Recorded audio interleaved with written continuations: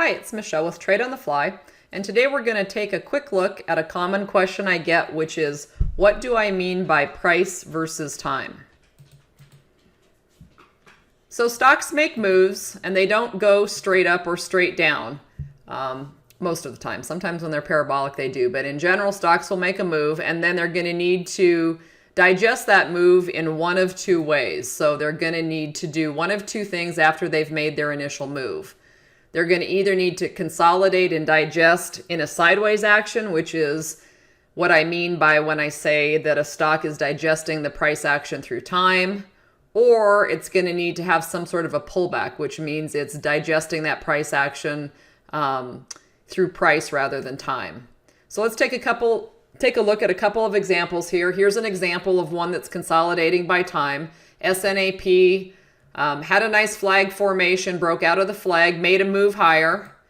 And then you can see on this 5-minute chart that the price action starts moving sideways above the moving average as it works off overbought levels. It's really not pulling back much in price and just digesting the move that it made earlier through time rather than by price. So it's just going sideways in time.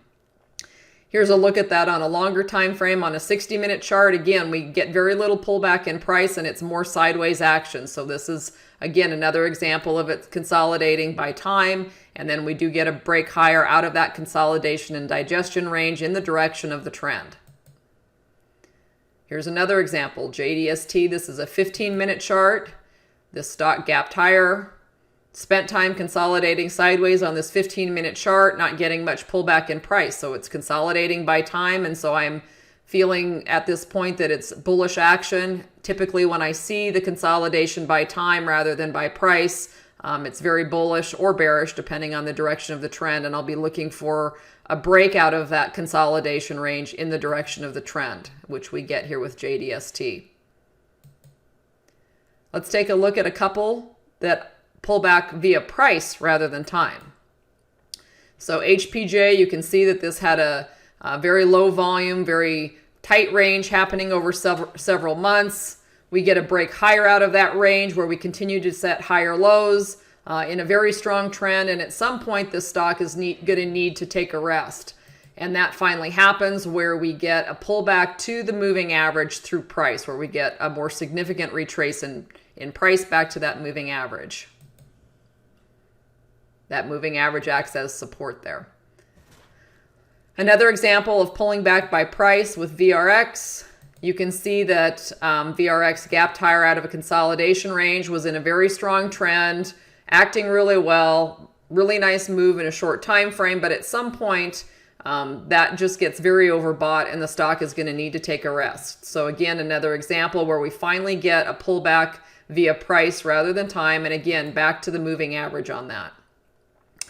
Last example here of pulling back by price, SOHU. This is a 60-minute chart. Stock makes a nice break higher out of a flag. Very strong move. Higher, gets very overbought, and then we finally get the pullback in the stock back to the moving average, and the pullback is in price rather than time, where you actually get a significant pullback in that price back to a level of support or to your moving average or to your trend line.